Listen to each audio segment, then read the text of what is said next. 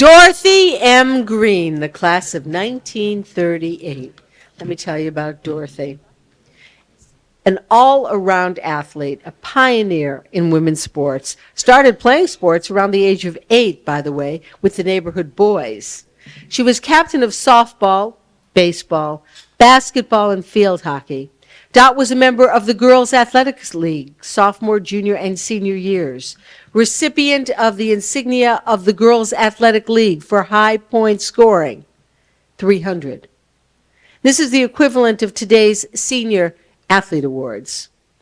She was a member of the first Natick High School women's field hockey squad, a member of the undefeated Senior Championship Volleyball Interleague team.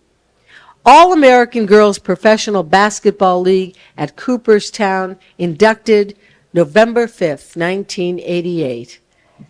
Awesome, absolutely awesome. Dorothy M. Green from Natick High School, and accepting on behalf is her brother, John Green.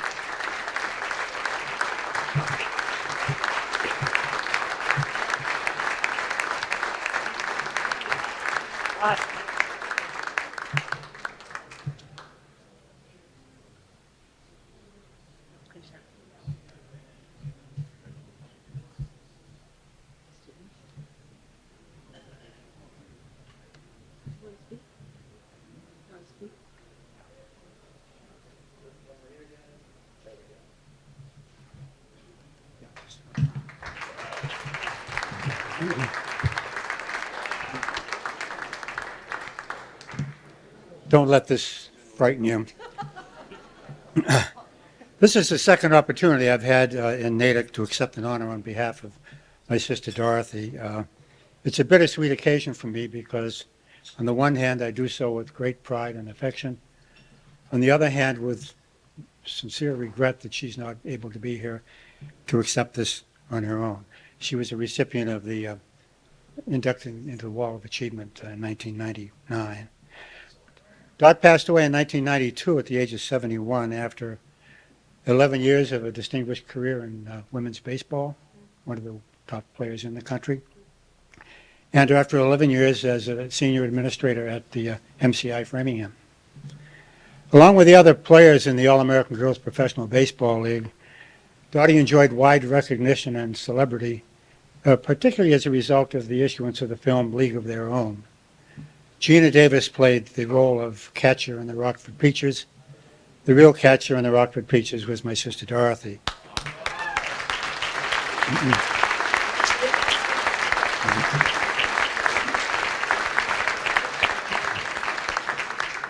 This film brought attention to the long neglected history in that chapter in American sports history of these wonderful women players. I had the privilege of traveling with that team several times, and you just can't believe how good they were. And they had a tremendous impact on the morale of Midwestern cities during World War II because people could not travel at that time, gas rationing and so forth.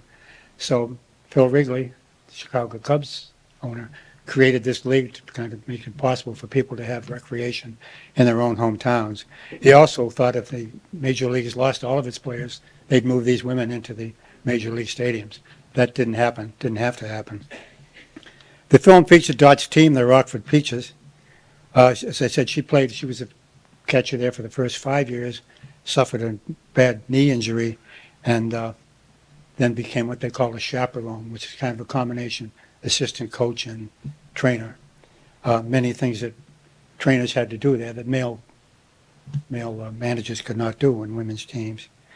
That league was inducted into the Hall of Fame in 1988, as was mentioned, not as individuals, but as an entire unit, as a symbol of the recognition of their contribution.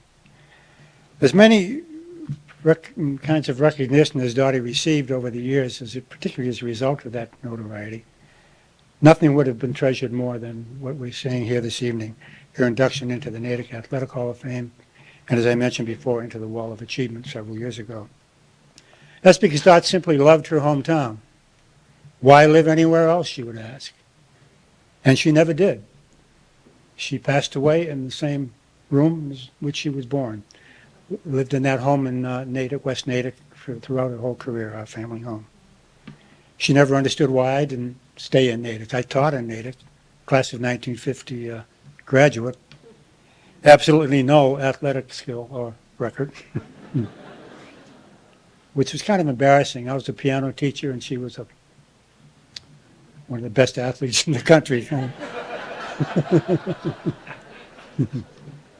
To demonstrate her affection for Natick, she created a scholarship, which we're still granting each year to an outstanding female scholar athlete at the high school. And into her late 60s, and even in failing health, you couldn't keep her away from those Thanksgiving football games. Weather was not a deterrent. We just had to wait at home or go with her to get her out for those games. Also, I remember many, many cold nights in the Boston arena, particularly in the late 40s, as she attended and dragged me to a number of Natick High School hockey games. She was just thrilled about Natick sports. So knowing how much this induction would mean to Dot, above and beyond any other honor she's ever received, I do want to express our family's profound thanks for your including her as a member of this inaugural class. And again, as many others have, congratulate the Hall of Fame committee for initiating this wonderful new tradition for a town so proud of its rich sports heritage. Thank you.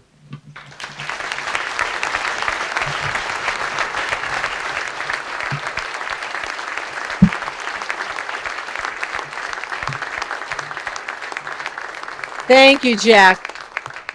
Jack, it must have been so difficult traveling with all those girls.